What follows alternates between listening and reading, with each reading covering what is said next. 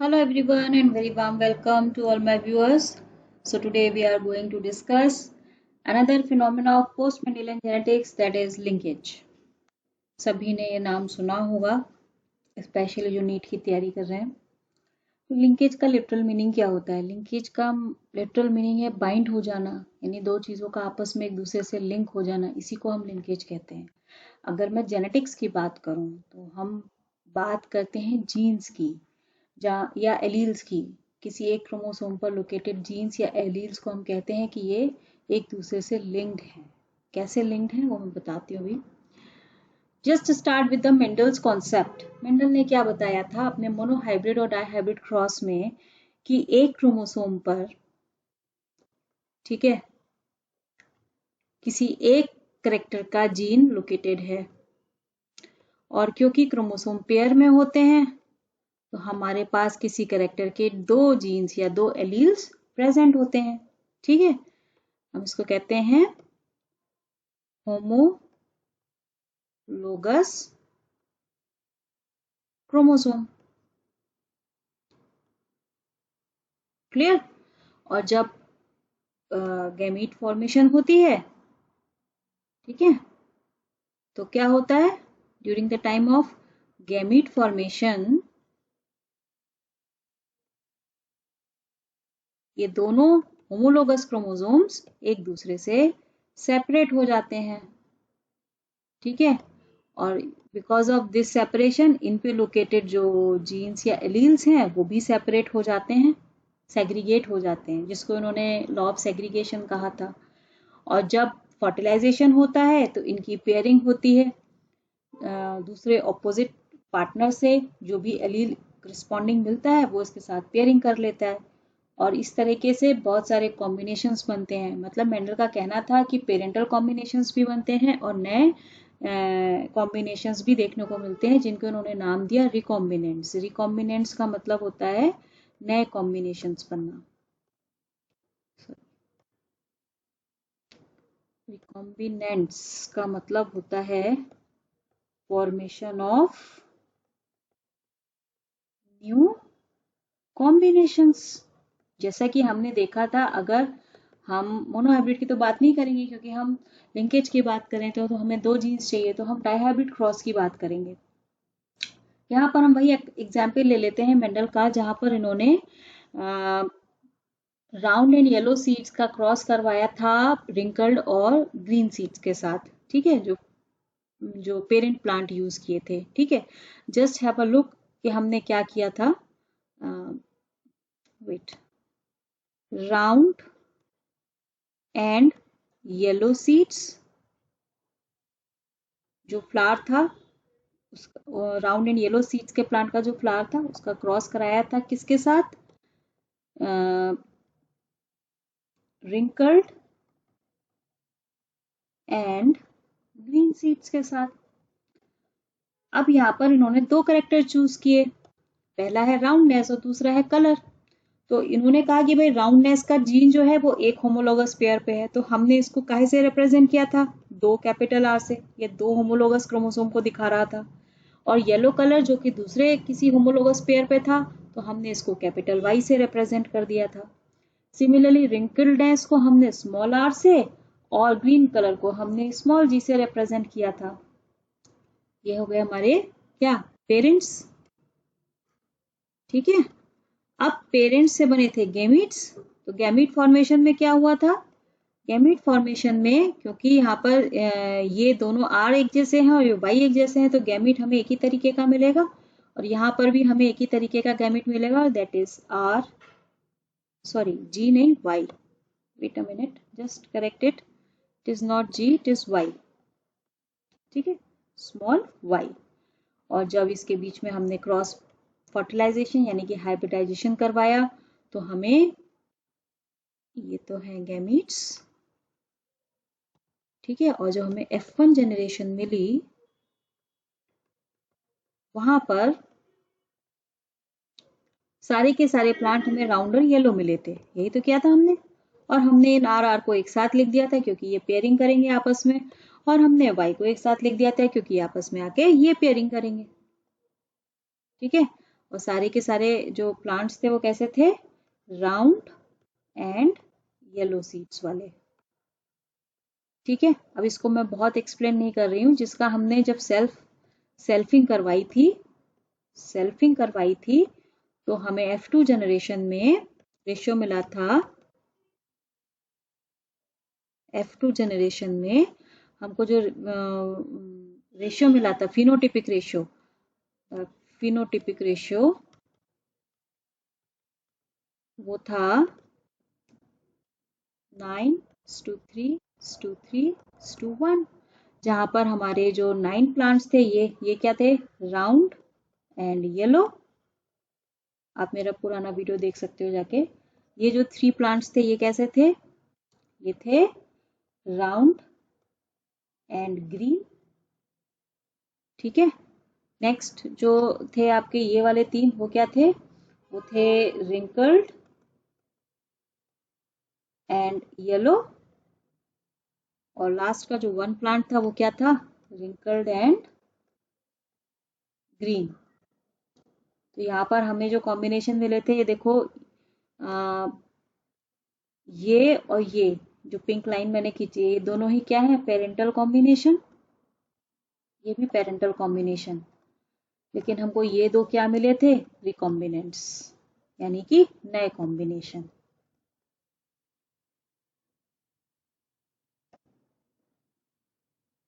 Recombinants.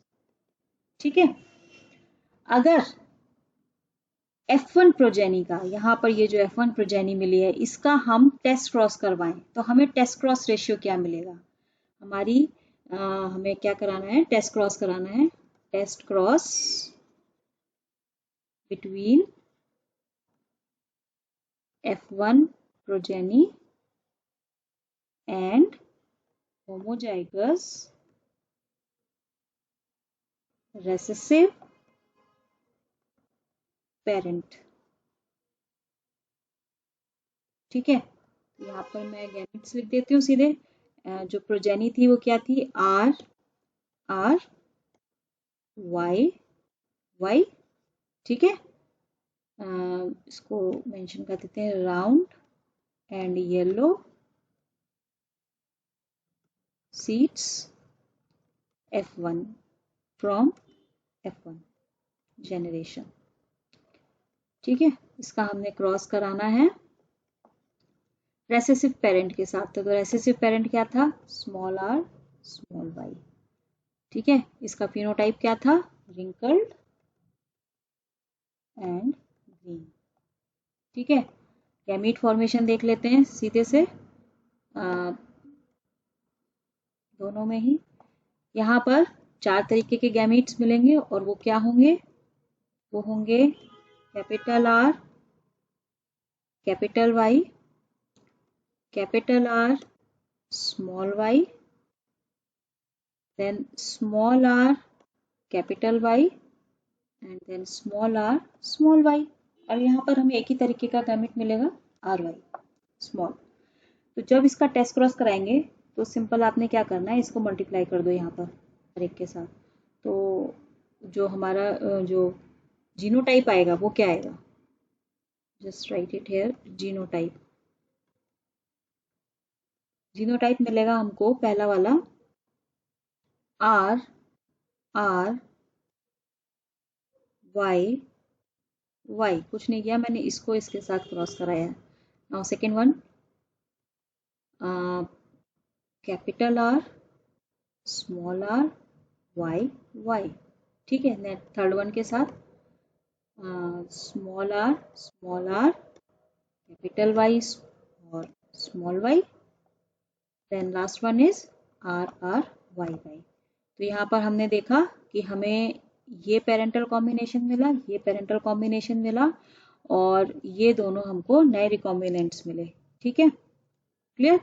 इसका अगर हम फ्रीक्वेंसी देखें, फ्रीक्वेंसी ऑफ अकरेंस, तो फ्रीक्वेंसी ऑफ अकरेंस, अगर हम टोटल पॉपुलेशन को 100% माने तो जो हमें रेशियो यहाँ पर मिला था वो मिलेगा 1:1:1:1, यानी कि अगर टोटल 100% है तो 25% ईच, यानी कि इक्वल प्रोबेबिलिटी होगी according to Mendel parental combinations के इनहेरिट होने की और रिकॉम्बिनेंट्स के बनने की। अब इसको आपको याद रखना है कि अगर मेंडल की बात करें, यानी कि हम अनलिंक्ड जीन्स की बात कर रहे हैं, जो जीन्स अलग अलग क्रोमोसोम पे लोकेटेड है। अभी मैंने ऊपर बताया ना, red round and yellow seeds, twinkle and green seeds, चारों के लिए अलग अलग क्रोमोसोम थे।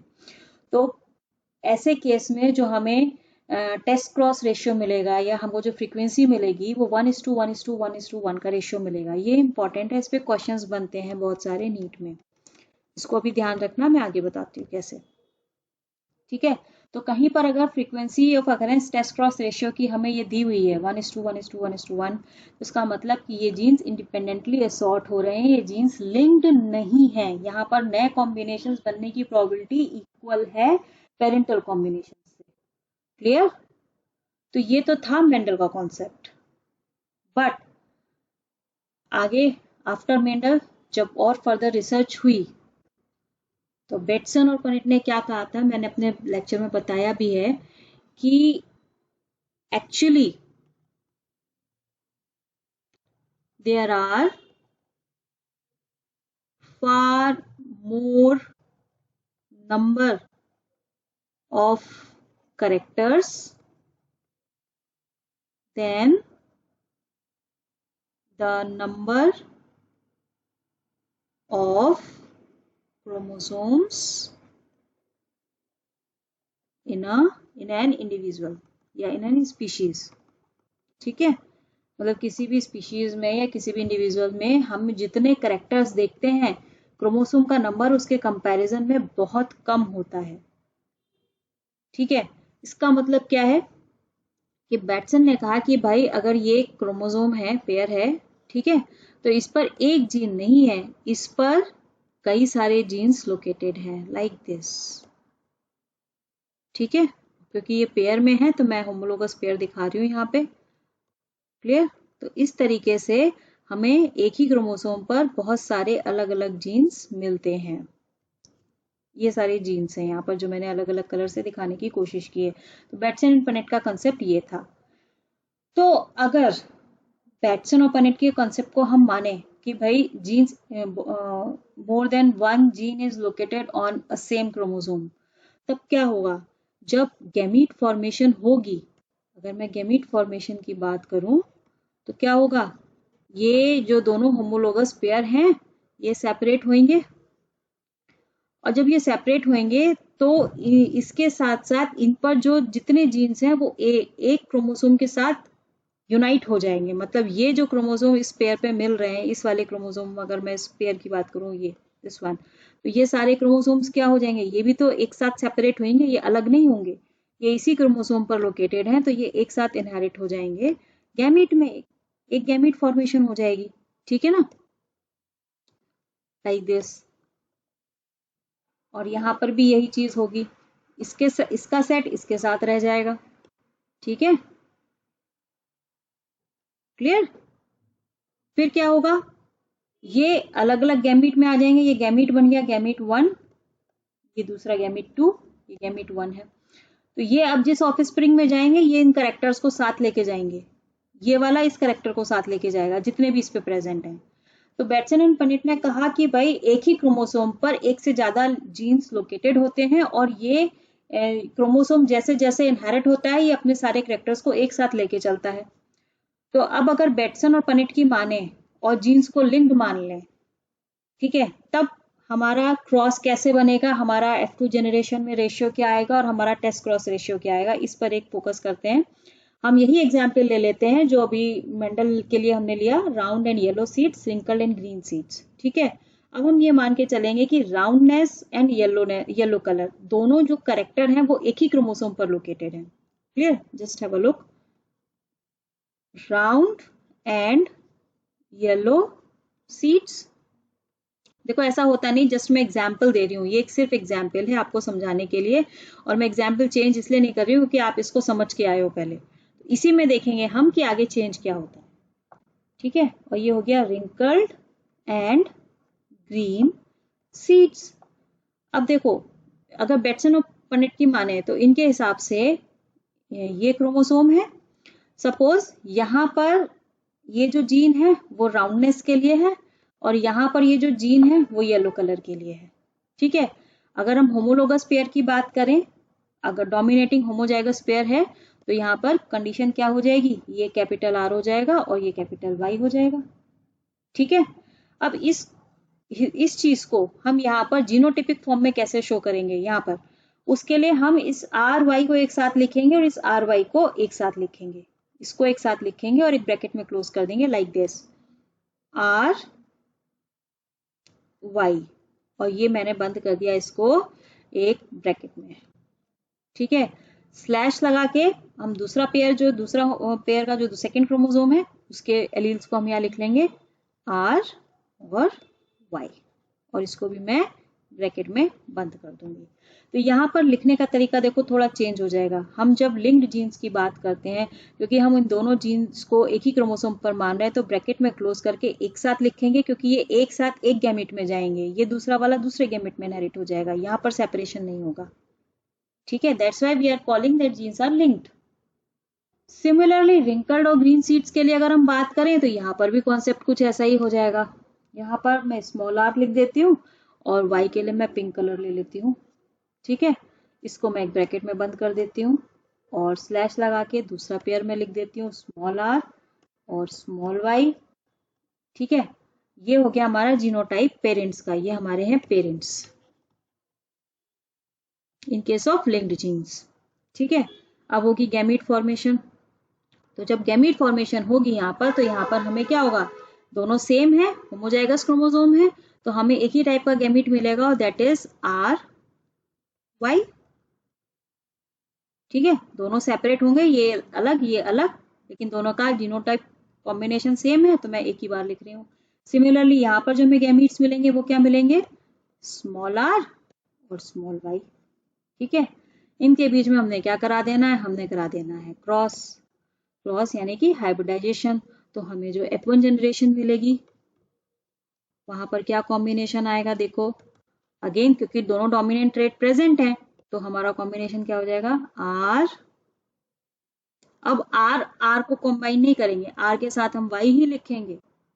ठीक है, अगेन क्योंकि ये इसके साथ ये वाला क्रोमोसोम इसके साथ पेयरिंग कर रहा है, तो ये आ गया पहला क्रोमोसोम और ब्रैकेट लगा के दूसरा पेयर आ गया आर वाई, ये एक साथ आ गए। तो हमें जो फिनोटाइप मिलेगा वो क्या मिलेगा, all round and yellow. Clear, यहाँ पर तो कोई चेंज नहीं पता चला, लेकिन अगर मैं इसको F2 जनरेशन तक ले जाऊं क्रॉस को, तो रेशियो क्या आएगा वो भी देख लेते हैं। अब यहाँ सेल्फिंग करानी है, तो सेल्फिंग कराने के लिए क्या हुआ, सेल्फिंग इसका इसी के साथ क्रॉस कराना है ना, तो इसको 2 बार लिख लेते हैं। मैं एक ही कलर यूज कर लेती हूँ फॉर माई कन्वीनियंस, मुझे दिक्कत हो रही है। R Y bracket slash R Y है ना, और इधर भी आ गया R Y slash small R Y. ठीक है, यही तो क्रॉस कराना है। तो ये F1 जनरेशन हो गई, इसमें बनेंगे अभी गैमीट्स, तो गैमीट्स बना देंगे। अगेन ये अलग हो जाएगा ये अलग हो जाएगा, तो गैमीट्स मिलेंगे 2 तरीके के, आर वाई और स्मॉल आर वाई। यहाँ पर भी गैमीट्स 2 टाइप के मिलेंगे, आर वाई और स्मॉल आर वाई। ठीक है, अब पनेट स्क्वायर बना लेते हैं सिंपल उसको समझने के लिए, वैसे भी कर सकते हैं बट पनेट स्क्वायर बना लेते हैं, क्योंकि हमारे पास 4 ही गैमीट्स हैं। तो इसको मैं यहाँ लिख रही हूँ, इसको मैं यहाँ लिख रही हूँ। ठीक है, तो लिख देते हैं, ये हो गया आर वाई, ये हो गया स्मॉल आर वाई, यहाँ हो गया कैपिटल आर वाई, यहाँ स्मॉल आर वाई। जरा इनको मल्टीप्लाई कर लेते हैं, इसको इससे करेंगे तो आर वाई एक साथ लिखेंगे ना, आर वाई वाई नहीं लिखेंगे, अब इसको हम आर वाई एक ही साथ लिखेंगे क्योंकि ये लिंक्ड है। और दूसरा क्या आ गया आर वाई। ठीक है, फिर देखो इसका इसके साथ क्रॉस करा दो, तो आर वाई तो ये आ गया स्लैश आर वाई ये आ गया, देन इसका इसके साथ क्रॉस करा देंगे तो आर वाई ये आ गया स्लैश स्मॉल आर वाई ये आ गया, और तीसरा R Y slash R Y. जरा इनका फिनोटाइप देखो फटाफट, यहाँ पर दोनों डोमिनेटिंग करेक्ट एलील मौजूद हैं, तो ये क्या हो जाएगा राउंड येलो। ठीक है, यहाँ पर भी डोमिनेंट करेक्ट एलील प्रेजेंट है, तो ये क्या हो जाएगा राउंड येलो। यहाँ पर भी डोमिनेंट प्रेजेंट है तो राउंड एंड येलो, बट ये क्या हो जाएगा, रिंकल्ड ग्रीन। तो डाइहाइब्रिड रेशियो F2 जनरेशन का क्या आया, जो हमें F2 जनरेशन मिली, ठीक है, तो फिनोटिपिक रेशियो क्या मिला हमें, हमें मिला 3 round yellow is to 1 wrinkled green. ठीक है, ये है डाइहाइब्रिड रेशियो F2 जनरेशन का। डेविएट हो गया ना, हमें मेंडल ने क्या निकाल के दिया था, मेंडल का डाइहाइब्रिड रेशियो क्या था, 9:3:3:1। हमको क्या मिला, 3:1। अगेन ये इंपॉर्टेंट क्वेश्चन है आपका नीट के लिए, 12th के लेवल पे शायद ना पूछे, बट नीट के लिए इंपॉर्टेंट है। ठीक है, तो अगर जीन लिंक्ड है तो एक डाइहाइब्रिड क्रॉस में F2 जनरेशन का जो फिनोटिपिक रेशियो आएगा वो होगा 3:1। और आप यहाँ ध्यान दो, यहाँ पर कोई भी पेरेंटल रिकॉम्बिनेंट नहीं बना है, दोनों ही पेरेंटल कॉम्बिनेशन है। ये भी पेरेंटल कॉम्बिनेशन है और ये भी पेरेंटल कॉम्बिनेशन है। क्लियर? इसका टेस्ट क्रॉस रेशियो भी निकाल लेते हैं। अगर F1 प्रोजेनी की हम बात करें तो F1 प्रोजेनी में जो हमारा जीनोटाइप था वो क्या था, F1 जनरेशन में हमारा जीनोटाइप था RY/RY, यही तो था, देख लो ऊपर एक बार, F1 ये आ गया RY/RY। ठीक है, और इसका हम अगर क्रॉस करा दें, हम ये टेस्ट क्रॉस करा रहे हैं, तो टेस्ट क्रॉस किससे कराएंगे, रेसेसिव पेरेंट से। तो रेसेसिव पेरेंट का जीनोटाइप क्या था, ये यहाँ पर गैमीट मिलेंगे RY और RY, यहाँ गैमीट मिलेगा RY। ठीक है, तो यहाँ पर जब हम सीधे इसको चेकर बोर्ड भी बना सकते हैं और सीधे एक ही गैमीट है, इसको इन दोनों से मल्टीप्लाई कर दें तो क्या मिलेगा हमको, जीनोटाइप। जीनोटाइप निकालेंगे, अब इसको इससे मल्टीप्लाई करो तो RY ये एक साथ रहेगा, स्लैश ये RY आ जाएगा। ठीक है, और इसका इससे मल्टीप्लाई करेंगे तो RY/RY ब्रैकेट में डाल देते हैं। तो यहाँ पर देखो, यहाँ पर फिनोटाइप क्या मिला आपको, फिनोटाइप ये देखो, dominant character present, allele present है, तो कलर क्या हो जाएगा, राउंड येलो। और यहाँ पर ये दोनों रेसेसिव हैं तो ये क्या हो जाएगा, रिंकल्ड एंड ग्रीन। और यहाँ पर जो रेशियो मिलेगा वो मिलेगा 1:1 का। ठीक है, फ्रीक्वेंसी ऑफ अकरेंस, देखो ये इंपॉर्टेंट है, फ्रीक्वेंसी ऑफ अकरेंस ये कितनी हो गई, 1:1। किसके लिए, लिंक्ड जीन्स के लिए। ठीक है, तो क्या डिफरेंस आया मेंडल के कॉन्सेप्ट से बेटसन के कॉन्सेप्ट तक। मेंडल ने कहा था कि डाइहाइब्रिड क्रॉस में F2 प्रोजेनी का रेशियो है 9:3:3:1, जहां पर हमें पेरेंटल कॉम्बिनेशन भी मिले, रिकॉम्बिनेंट्स भी मिले। और अगर हम इसका टेस्ट क्रॉस कराते हैं F1 जनरेशन का रेसेसिव पेरेंट से क्रॉस कराएंगे तो हमें जो फ्रीक्वेंसी ऑफ अकरेंस मिलेगी वो 25% ईच मिलेगी, यानी कि दोनों ही पेरेंट कॉम्बिनेशन और दोनों ही रिकॉम्बिनेंट्स 25% हमें चारों मिल जाएंगे इक्वल प्रोपोर्शन में। जबकि लिंक्ड जीन्स के साथ हमें कोई भी रिकॉम्बिनेंट नहीं मिला, नो रिकॉम्बिनेंट्स वर फाउंड। ठीक है, तो उन्होंने कहा भाई जीन्स लिंक्ड होते हैं और कोई नया रिकॉम्बिनेशन हमको देखने को नहीं मिलता है, हमें पेरेंटल कॉम्बिनेशंस में ही देखने को मिलते हैं। और इनकी फ्रीक्वेंसी ऑफ अकरेंस कितनी होती है, यानी कि अगर परसेंटेज में बात करो तो 50%:50%। ठीक है, दोनों की ये 50% ये हो गया और 50% ये हो गया। वहां पे 25% ईच था, यहाँ पे 50% है। लेकिन क्या ऐसा 100% होता है, क्या जीन्स हमेशा लिंक्ड ही होते हैं, नहीं होते। नए रिकॉम्बिनेंट्स भी बनते हैं पॉपुलेशन में और हमें देखने को मिलते हैं, बहुत कॉमन नहीं होते, रेयर फिनोमिना है लेकिन फिर भी मिलता है। तो ये कैसे पॉसिबल है, इसको डिस्कस करते हैं। लेकिन इससे पहले लिंकेज को एक बार डिफाइन कर लेते हैं। तो लिंकेज का मेरे ख्याल से मतलब समझ में आया होगा कि the tendency of genes present in same chromosome, देखो एक ही क्रोमोसोम पर जितने जीन्स मिलेंगे उनको हम कहेंगे according to Bateson and Punnett, कि उन्होंने कहा कि एक क्रोमोसोम पर जितने जीन्स हैं वो सब लिंक्ड हैं आपस में, and they have the tendency to stay together in hereditary transmission. ठीक है, ये कॉन्सेप्ट दिया था बेटसन और पनेट ने 1906। ये सारे क्वेश्चंस हैं, मैंने स्टेटमेंट की फॉर्म में लिख दिए हैं, आप इसको लर्न कर सकते हैं यहीं से, ठीक है। और इसको आगे बढ़ाया इस कॉन्सेप्ट को मॉर्गन ने 1910, जिन्होंने ड्रोसोफिला पर बहुत सारे एक्सपेरिमेंट्स किए और उन्होंने कई सारे लिंकेज ग्रुप्स को देखा, लिंक्ड जीन्स को देखा, और उन्होंने एक पर्टिकुलर थ्योरी प्रोवाइड कराई इसके लिए, ठीक है। तो क्वेश्चन है, what are linked genes? Genes located on the same chromosomes. और अनलिंक्ड जीन्स क्या होते हैं? जो जीन्स अलग अलग क्रोमोसोम पर लोकेटेड होते हैं उनको हम अनलिंक्ड जीन्स कहते हैं, ठीक है, जो कि मेंडल की डेफिनेशन थी। और ऐसा होता भी है, क्रोमोसोम पेयर नंबर 1 पर जो जीन्स हैं और पेयर नंबर 2 पर जो जीन्स हैं वो दोनों आपस में अनलिंक्ड है, लेकिन पेयर 1 पर जितने जीन्स हैं वो आपस में लिंक्ड जीन्स हैं। आई होप क्लियर हुआ होगा आपको। तो मैं कह रही थी कि हमेशा ये चीज 100% तो एक्यूरेट है नहीं, रिकॉम्बिनेंट्स बनते हैं, नए कॉम्बिनेशंस दिखते हैं हमको, बहुत रेयर है लेकिन दिखते हैं। तो हमारा जो लिंकेज होता है ना, एक्चुअली ये 2 टाइप का होता है, इट इज ऑफ 2 टाइप, ठीक है। कौन कौन से 2 टाइप हैं? ये होता है, एक तो होता है कंप्लीट लिंकेज, और दूसरा होता है इनकम्प्लीट लिंकेज। अब आप कहोगे ये क्या चीज है भाई, इनकम्प्लीट कैसे होगा लिंकेज? लिंकेज या तो होगा या नहीं होगा। देखो इसको समझते हैं। कंप्लीट लिंकेज जो अभी आप पढ़ कर आ रहे हो, जो मैंने अभी आपको एग्जाम्पल दिया, ठीक है, बेटसन और पनेट का, दीज आर, जब देखो एक क्रोमोसोम है, उस पर अगर 2 जीन्स यहाँ लोकेटेड हैं, एक सपोज जीन यहाँ है, एक एलील यहाँ है और दूसरा एलील यहाँ है, तो ये जीन्स जितना एक क्रोमोसोम पर जितना पास पास होते हैं, जितना नियरेस्ट होते हैं, उस वो उतने ही लिंक्ड होते हैं, उनके सेपरेट होने की प्रोबेबिलिटी नेग्लिजिबल हो जाती है, ठीक है। और अगर ये जीन किसी क्रोमोसोम पर दूर दूर हो, सपोज एक यहाँ है और दूसरा यहाँ है, तो इनके बीच में ये जो डिस्टेंस है ये जितनी ज्यादा होगी, इनके सेपरेट होने के चांसेस उतने ही बढ़ जाते हैं। क्यों बढ़ जाते हैं? Because of crossing over. Crossing over एक फिनोमिना है जो जब गैमीट फॉर्मेशन होती है during the time of meiosis, meiosis 1 में ये होता है, इसको बताऊंगी मैं डिटेल में। मियोसिस 1 में, मियोसिस 1 की जो प्रोफेज होती है, इस प्रोफेज में एक स्टेप होता है जहां पर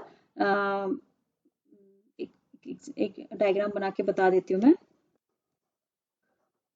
क्या होता है कि सपोज ये कोई होमोलोगस पेयर है, ठीक है, गैमीट फॉर्मेशन के टाइम पर क्या हुआ, ये सेपरेट होगा। बिफोर द सेपरेशन इसमें टेट्राड फॉर्मेशन होती है, हर एक क्रोमोसोम पर के पास 2 क्रोमेटिड्स होते हैं, तो वो भी सेपरेट हो जाते हैं। यानी कि जो सेपरेशन के टाइम पर जो स्टेज होती है वो कुछ इस तरीके की होती है, ठीक है। ये इस क्रोमोसोम की बात हो रही है, और ऐसे ही हम दूसरा क्रोमोसोम बना सकते हैं, ठीक है। तो जब सेपरेशन का टाइम आता है तो उस समय ये टेट्राड स्टेज दिखती है, ये है क्रोमेटिड। तो एक क्रोमोसोम के पास 2 क्रोमेटिड्स होते हैं, ठीक है। ये दोनों हैं सिस्टर क्रोमेटिड्स, ठीक है। बट इन दोनों की अगर हम बात करें तो ये हैं नॉन सिस्टर क्रोमेटिड्स। तो during the time of separation, जब ये क्रोमोसोम सेपरेट हो रहे होते हैं, तो इनके जो नॉन सिस्टर क्रोमेटिड्स होते हैं, यानी कि ये वाला, दिस वन और दिस वन, इनके बीच में एक फिनोमिना होता है जिसे कहते हैं क्रॉसिंग, यहां लिख देती हूँ, क्रॉसिंग ओवर। और उसकी वजह से क्या होता है कि एलील्स एक्सचेंज हो जाते हैं और नए रिकॉम्बिनेंट्स बन जाते हैं, ठीक है। अभी एग्जाम्पल देके मैं आपको समझाऊंगी। तो कंप्लीट लिंकेज का मतलब क्या है? जीन्स जो कि बहुत क्लोजली, यानी कि एक जीन यहाँ और एक यहाँ है, एक यहाँ एक यहाँ, इनके बीच में सेपरेशन के चांसेस नेग्लिजिबल है, क्योंकि क्रॉसिंग ओवर होने की पॉसिबिलिटी नहीं है, जगह ही नहीं है जो क्रॉसिंग ओवर हो पाएगा। तो कंप्लीट लिंकेज की सिचुएशन में होता है, it is shown by closely located genes on the chromosome. पहली चीज, क्यों? क्योंकि यहाँ पर नो क्रॉसिंग ओवर का कोई चांस नहीं है। और ये एज ए यूनिट, मतलब एक एक ग्रुप की तरह, एक फैमिली की तरह, ये एक गैमीट में जाएंगे और उस गैमीट के थ्रू ये नेक्स्ट ऑफस्प्रिंग में इनहेरिट हो जाएंगे। तो transmitted as a unit in the same gamete and thus in the same offspring. और इसका टेस्ट फॉर्स रेशियो अभी मैंने पीछे बताया आपको, 1:1 का रेशियो होता है, क्योंकि कोई भी रिकॉम्बिनेंट नहीं बनता है। No recombinants will be formed, ये गलत है स्टेटमेंट, नो रिकॉम्बिनेंट्स, ठीक है, कोई रिकॉम्बिनेंट नहीं बनेगा। इसको करेक्ट कर लेना आप, यहाँ पर कोई भी रिकॉम्बिनेंट नहीं बनता है। ठीक है, तो ये है बात कंप्लीट लिंकेज की। बट मैंने कहा कि ऐसा नहीं होता है, हमेशा ट्रू नहीं है ये चीज। क्यों नहीं है? जैसे अभी मैंने बताया, अगर जीन्स दो ऑपोजिट आर्म पर बिल्कुल टर्मिनल पोजीशन पे लोकेटेड हैं, तब क्या होगा, क्रॉसिंग ओवर की प्रोबेबिलिटी 100% है कि इनके बीच में हो जाएगा और नए कॉम्बिनेशंस बन जाएंगे। तो इनकम्प्लीट लिंकेज किसके थ्रू शो होता है? It is shown by the genes which are distantly located on a chromosome. क्यों? क्योंकि they have chance of separation by crossing over. They transmitted to different gametes and thus to different offsprings. Clear? और इनका जो test cross ratio होता है वो 1:1:1:1 की जगह 7:1:1:7 होता है। ये अगेन इंपॉर्टेंट पॉइंट है, आपको याद रखना है कि इनकम्प्लीट लिंकेज में जो टेस्ट क्रॉस रेशियो आता है उसका जो फिनोटिपिक रेशियो होता है वो 7:1:1:7 होता है। जहां पर जो 7:7 है ये पेरेंटल कॉम्बिनेशन है, बीच के ये दो रिकॉम्बिनेंट्स है। माने रिकॉम्बिनेंट्स बनने की फ्रीक्वेंसी कम होती है, लेकिन आप उसको नकार नहीं सकते, वो होगा, बनेंगे, नए कॉम्बिनेशंस बनेंगे, नेचर का रूल है वो। ठीक है, तो इनकम्प्लीट लिंकेज में इट इज पॉसिबल। यहां पर एक एग्जाम्पल है जो मैं बताती हूँ आपको। Cross between double dominant sweet pea, मतलब Lathyrus odoratus, it is not Pisum sativum. जहां पर blue flower and long pollens, जिनके लिए हमने ये जीनोटाइप यूज किया है, B for blue flower, L for long pollen, ये कैपिटल लेटर्स हमें डोमिनेटेड दिखा रहा है। ये डोमिनेंट है किसके ऊपर? रेड फ्लावर्स और राउंड पॉलन ग्रेन्स के लिए। ठीक है, तो एक क्रॉस बना के देखते हैं, ये इनकम्प्लीट लिंकेज की बात हो रही है। अब भले ही लिंकेज इनकम्प्लीट है, लेकिन हमारा जो जीनोटाइप लिखने का तरीका होगा वो कैसा होगा? बिल्कुल वैसा ही, यानी कि हम यहाँ पर लिख दे रहे हैं, wait a minute, blue flower and long pollen grains. ठीक है, और यहाँ पर लिख दे रहे हैं red flowers and round pollen grains. ठीक है, तो क्योंकि जीन अभी ये जो कंडीशन है, ये वाली क्या है, ये अगर ये क्रोमोसोम है तो मैं कह दूंगी कि भाई ये कैपिटल बी यहाँ पर है और ये जो एल है वो यहाँ पर है, तो है तो एक ही क्रोमोसोम पर, तो इसको मैं ऐसे ही लिखूंगी जैसे लिंक्ड जीन्स के लिए लिखते हैं। लिखने का तरीका मेरा रहेगा, दैट इज, एक ही पेन यूज कर ले रही हूँ अगेन, ठीक है, पिंक वन, BL/BL। ठीक है, दोनों पेयर में है ना, तो यहाँ पर भी BL होगा। ऐसे ही मैं यहाँ बना देती हूँ, ये देखो, ये और ये आ गया B, ये आ गया L, ये आ गया B, ये आ गया L, दिस इज BL/BL। तो ये जो है ये रिप्रेजेंट कर रहा है और ये वाला इसको रिप्रेजेंट कर रहा है।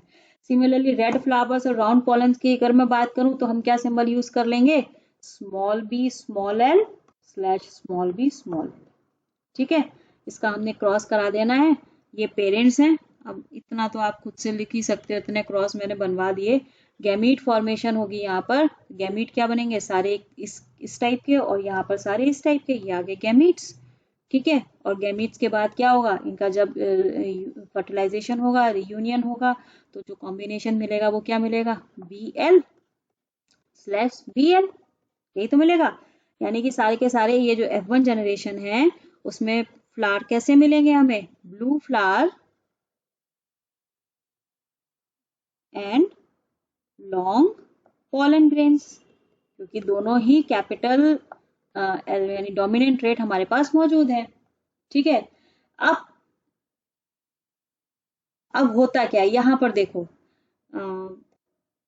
ये दो क्रोमोसोम, ठीक है, जिस पर ये वाला क्रोमोसोम ये है, यहाँ पर B है, यहाँ L है, और यहाँ पर स्मॉल b है और स्मॉल l है।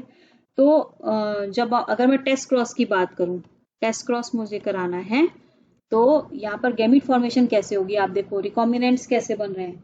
ये वाला क्रोमोसोम अपने दोनों क्रोमेटिड्स ओपन करेगा। ठीक है, तो मैं वैसे ही बना रही हूँ बिल्कुल, इसको एक स्ट्रेट लाइन से दिखा देते हैं कि ये इसके दोनों क्रोमेटिड्स हैं, इस वाले के। ठीक है, और इस वाले के क्रोमेटिड्स मैं अलग कलर से बना देती हूँ ताकि क्रॉसिंग ओवर दिखाना इजी हो जाएगा। ये वाला आ गया, इसको ग्रीन से दिखा देते हैं, BL, ठीक है। तो अब हुआ क्या, यहाँ पर देखो ये जो लोकेशन है जीन्स की, मैं इससे दिखा देती हूँ। ये क्रोमेटिड्स पे भी सेम एलील मौजूद होंगे, नो चेंज, ठीक है। ये कैपिटल B, कैपिटल L, ये भी कैपिटल B, ये कैपिटल L, ये स्मॉल b, ये स्मॉल l, ये स्मॉल b, ये स्मॉल l। ये सेंट्रोमियर आ गया इस क्रोमोसोम का, ये सेंट्रोमियर आ गया इस क्रोमोसोम का, ठीक है। गैमेट फॉर्मेशन देख लो, तो होता क्या है during the time of separation, जब ये दोनों होमोलोगस क्रोमोसोम सेपरेट होते हैं तो इनके नॉन सिस्टर क्रोमेटिड्स यानी ये वाला और ये, इनमें क्रॉसिंग ओवर होता है। तो कैसे होगा, इस वाले को तो मैं सिंपल स्ट्रेट बना देती हूँ। सिमिलरली इधर वाला जो लास्ट का है वो ये आ गया, ठीक है। इसके जीन्स भी ये आ गए, इसके जीन्स ये आ गए। ये कैपिटल B है, ये कैपिटल L है, ये स्मॉल b है, ये स्मॉल l है। बीच में क्या हुआ, बीच में ये हुआ, देखो ये और इसी तरह इसका क्या हो गया, इधर वाले का ये और ये। यहाँ पर वेट, इसको ग्रीन से दिखाते हैं ताकि कंफ्यूजन ना हो। ये वाला आ गया ये, ठीक है। तो यहाँ पर आप देखो ये है कैपिटल B और ये आ गया कैपिटल L और इसका आ गया स्मॉल b और इस पर आ गया स्मॉल l। यहाँ पर ये जो बीच में ये वाला जो हिस्सा है, ये यहाँ पर होता है ब्रेकेज एंड रीयूनियन। यहाँ से हिस्सा टूटेगा, ये इससे जुड़ जाएगा, ये इससे जुड़ जाएगा, यानी कि आउटकम क्या मिला। अभी ये बाहर वाला तो ऐसे ही रहा, अंदर क्या हुआ, आधा क्रोमोसोम तो ये है और आधा हो गया ये ग्रीन, क्योंकि ग्रीन वाला हिस्सा टूट के इसमें जुड़ गया। सिमिलरली इधर आधा ग्रीन हो गया और ये आधा हो गया रेड, क्योंकि रेड का हिस्सा इधर आ गया और बाकी बाहर वाला जो क्रोमोसोम है ये आ गया। और इसके जीन्स अगर मैं बनाऊं तो ये कैपिटल B कैपिटल L तो ये आ गए और ये स्मॉल b स्मॉल l आ गया। और बीच में क्या हुआ, यहाँ तो कैपिटल B है, यहाँ आ गया स्मॉल l, यहाँ है स्मॉल b, यहाँ आ गया कैपिटल L। जो यहाँ था वो इधर चला गया, जो इधर था वो इधर आ गया। तो ये बन गया रिकॉम्बिनेशन। और जब गैमीट्स बनेंगे, अब ये चारों सेपरेट हो जाएंगे, ठीक है। ये चारों सेपरेट होंगे तो गैमीट्स में कौन कौन से एलील्स जाएंगे, देखो BL, देन नेक्स्ट वाला BL, then next BL and last one is BL। तो बन गए 4 तरीके के गैमीट्स। तो ये क्रॉसिंग ओवर है जिसकी वजह से हमें 4 गैमीट्स मिलते हैं और जिसका हम रेसेसिव पेरेंट के साथ जब टेस्ट क्रॉस कराएंगे तो हमें जो रेशियो मिलेगा वो 1:1:1:1 ना मिलके 7:1:1:7 मिलता है। कहाँ से आया, लीव इट, आप इसको लर्न कर लो। इनकम्प्लीट डोमिनेंस के केस में, इनकम्प्लीट लिंकेज के केस में जो टेस्ट क्रॉस रेशियो है वो 7:1:1:7 मिलता है। यानी कि जो पेरेंटल कॉम्बिनेशंस के अकरेंस की फ्रीक्वेंसी है वो लेस देन 50% हो जाती है और जो रिकॉम्बिनेंट्स हैं वो लेस देन 25% हो जाते हैं। कैसे, यहाँ देखो आप, एक टेबल मैंने बनाई है यहाँ पर, यही फिनोटाइप जो भी मैंने पीछे डिस्क्राइब किए उनको मैंने यहाँ लिखा है। जो कॉम्बिनेशंस बने, पहला वाला बना ब्लू लॉन्ग जिसका पेरेंटल कॉम्बिनेशन था capital B small b capital L small l, ठीक है। इसकी जो ऑब्जर्व फ्रीक्वेंसी थी, जो ऑब्जर्व की गई, वो मिली 43.7%, ये हो गया लेस देन 50, ठीक है। और जो लास्ट वाला रेड और राउंड है उसकी भी इतनी ही मिली ऑलमोस्ट। बट बीच के जो दो रिकॉम्बिनेंट्स बने उनकी फ्रीक्वेंसी हो गई 6.3% और यहाँ भी हो गई 6.3%। अगर इस रेशियो को, इसको आप रिड्यूस करोगे ना, तो अगर 6 से डिवाइड करो पूरे को तो ऑलमोस्ट ये कितना आ जाएगा, ये आ जाएगा 7:1:7, वही रेशियो आ जाएगा जो भी मैंने पीछे बताया, ठीक है। जबकि अगर इंडिपेंडेंटली असॉर्ट होते जीन्स तो हमें रेशियो क्या मिलता, हमें परसेंटेज मिलती 25% ईच, जो मेंडल ने निकाली थी। इंडिपेंडेंटली असॉर्टमेंट का मतलब क्या हो गया, मेंडल की बात कर रहे हैं। और अगर ये कंप्लीटली लिंक्ड होते हैं, जो बेटसन और पनिट ने कहा था या मॉर्गन ने जो कहा था, तो उसके हिसाब से पेरेंटल कॉम्बिनेशन ये 50% मिलता है, ये वाला 50% मिलता है, लेकिन बीच की परसेंटेज 0 हो जाती। यही क्वेश्चंस है नीट के। इस टेबल को देखकर आप अच्छे से समझ सकते हो, अगर पीछे के कॉन्सेप्ट समझ में आ गए, इस टेबल को अच्छे से लर्न कर लो कि कंप्लीटली लिंक्ड केस में रेशियो क्या होगा, पेरेंटल कॉम्बिनेशन 1:1 का रेशियो, कोई नया रिकॉम्बिनेंट नहीं बनेगा। और अगर इंडिपेंडेंटली असॉर्ट हो रहे हैं तो फ्रीक्वेंसी इक्वल रहेगी 1:1:1:1 की। लेकिन अगर इनकम्प्लीट लिंकेज है तो रेशियो मिलेगा 7:1:1:7। तो आपसे क्वेश्चन क्या सीधे सीधे पूछा जा सकता है फिर इसका रेशियो का, ठीक है, टेस्ट क्रॉस रेशियो क्या मिलता है, ठीक है। दूसरा क्वेश्चन क्या बनता है, आपको कोई रेशियो इस तरीके से ऑब्जर्व फ्रीक्वेंसी दे दी, जैसे ये यहाँ लिखी हुई है, और आपसे पूछ लेंगे बताओ कि ये कंप्लीट लिंकेज है या इनकम्प्लीट लिंकेज है, या लिंकेज मतलब इससे रिलेटेड। तो आपने क्या करना है, इस परसेंटेज को रिड्यूस करना है और रेशियो निकालना है रिड्यूस फॉर्म में। जो रेशियो निकल के आएगा, आपको तीनों कंडीशंस पता है, अकॉर्डिंगली आप अपना आंसर दे दोगे कि जीन लिंक्ड है या कंप्लीटली लिंक्ड है, इनकम्प्लीटली लिंक्ड है, या ये इंडिपेंडेंटली असॉर्ट हो रहे हैं। तो ये कुछ क्वेश्चंस हैं नीट के। आई होप आपको लिंकेज समझ में आया होगा। इससे related questions I will definitely share in my next video. अभी लिंकेज खत्म नहीं हुआ है, नेक्स्ट लेक्चर में इसको कंटिन्यू करेंगे। तो this is done for today, मिलते हैं नेक्स्ट लेक्चर में। Till then stay safe, stay healthy and keep studying. Goodbye, take care.